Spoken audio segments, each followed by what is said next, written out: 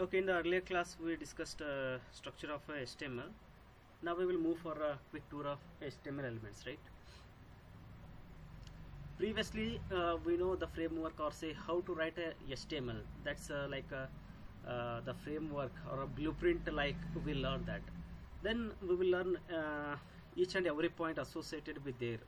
What exactly what each point is there with the HTML elements, how can we write that, what will be the output of that HTML elements, we will learn here. First thing is the headings, right? First point is the headings here. HTML provides a 6 levels of a heading. We started with H1 to H6. With the higher headings, numbers indicate a heading of less importance, right? Each and every paragraph, if you write any paragraph, it needs a heading. What the heading says you? Headings explains you what content is there below of that. So headings are very important. H1 to H6, 6 headings are there. H1 heading is a larger font size and with a bold letter. However, which comes to the H6, H6 is similar to as that of 12 font size or 11 font size, in the sense that if we are mentioning H6 is equal to mentioning a paragraph only. For the reason they mention a higher heading number indicates a heading of a less importance, right? Less importance represent, headings represent it should be a larger font size and bold. If you are using H6, which is equal to that as a paragraph, if you will write a paragraph, it is same as that of a H6. So it's a less important when H6 headings are there, higher headings representing. Headings are essential way for document authors to show their readers the structure of that document. What the document structure is. Heading represent what the content below. So the structure of the document will be explained by headings. Headings are also used by the browser to create a document outline for the pages.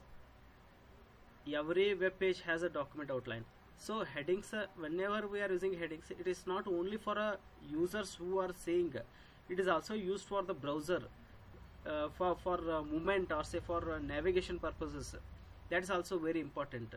Clear? Headings are very important. Every web page has a document outline. This outline is not something that you see, rather it is an internal data representation of a control on the pages, in the sense that if you are mentioning any heading, it is not only by watching our side, or say the users who are seeing that.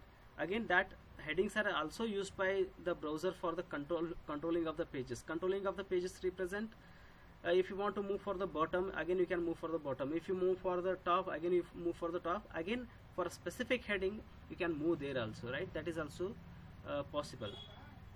It is also potentially used by the web authors when they write a JavaScript to manipulate the elements in the document, or when they are using a CSS to style different HTML elements, right? If you are using a heading, that heading can be used by a JavaScript. Again, that heading can be used by a CSS for the styling purpose. What do you mean by CSS? Cascading style sheets. This is used for visibility of the elements, HTML elements. CSS is used for the visibility, how it should look like, or say which colors you are using, which font size you are using. That the look like visual property can be set by the cascading style sheet.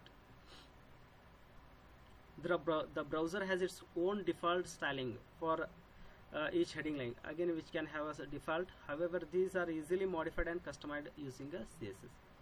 Right? If you are not using any cascading style sheet, the browser is having its own styling. Right? If you want to change that style, you can use a CSS. Change represent modify or customized. If you want to customize or modify, you can use a CSS for changing the elements. In practice, specify heading level that is semantically accurate. Specify the heading level that is semantically accurate. Semantically accurate represent it should give a proper meaning, right?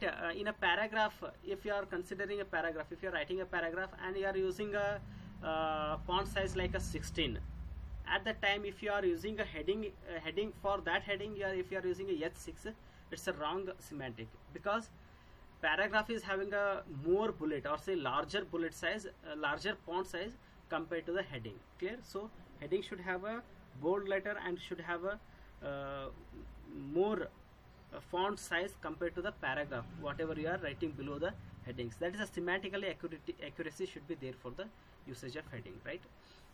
Here we are using two headings, H1 to H2. H1 is here, which can show here similarly. H2 is here, body.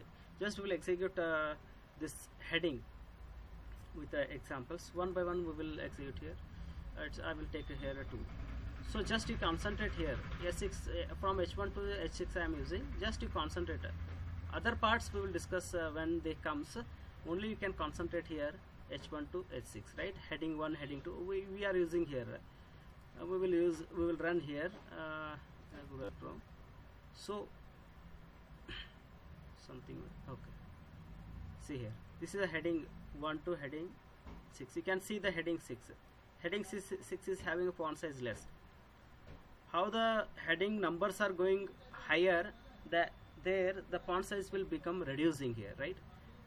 Heading 6, you can see the heading 6 is having lesser font size, right? You will get this outputs whenever you are using a headings. Now next concept, we will move for a next concept. Paragraphs and division. The P tag, if you are using a heading, then below of that you should have a paragraph. Yes or no? To write a paragraph or say number of lines, so heading should be only a word like, or only a one sentence like. Paragraphs represent lines of sentences, or say lines, more lines the paragraph should contain, right? So to represent the paragraph, we are using a P tag, as we learned in already. P tag is a container and can contain a HTML and other inline HTML elements, right? Which can have a container represent, which can have a text, and which can have a inline HTML. What is inline HTML? We'll learn in the next slides. Figure 2.10, whatever I shown there a figure, that is a figure. 2.10 illustrates the definition of division elements. One paragraph is over, next is a division. Division are very important. Paragraph is okay, you are writing a paragraph. Divisions are very important. Whenever you are writing HTML, you are dividing that HTML page into a smaller portion which are understandable by the end users, right? The divisions are very important here. For the division, you are using a div element. This element is also container element that is used to create a logical grouping of the content. It's very important. Logical grouping of a content. Logical grouping of a content represent, if you are using a one image, one paragraph, and you are making this two as a one division, you can make that within the division, you can write the paragraph and image. Division represent logical grouping of the content, the text and other HTML elements which are including there. The division element has no intrinsic presentation, right? Paragraph, if you represent a paragraph, paragraph will display your text. Like that, if you use a division, there is no intrinsic presentation. Will not display anything when you use a division. That is a no intrinsic presentation. Clear? No intrinsic presentation represent, which will not give us any visibility on the browser side if you are using a division. Why we are using a division? We are using a division for the logical grouping of the content. It is frequently used in the contemporary CSS based layout to mark up the sections, right? Again, if you want to mark out the sections, you are using a division, which is helpful in a CSS, cascading style sheets. We'll have a division example here. Wait, okay. See, so I made here a division. Okay, here it is a division. I made this heading. I represented a H1 to H6 here. It's a heading representation and one paragraph. These all contents I made it as a one heading, one division. So division, I represent this all the content within the division tag. It's a opening division, again it is a closing division, right? Within these two opening and closing one division, you are representing this all the content. Similarly, again we can have so more division. Again, if let me tell you one example.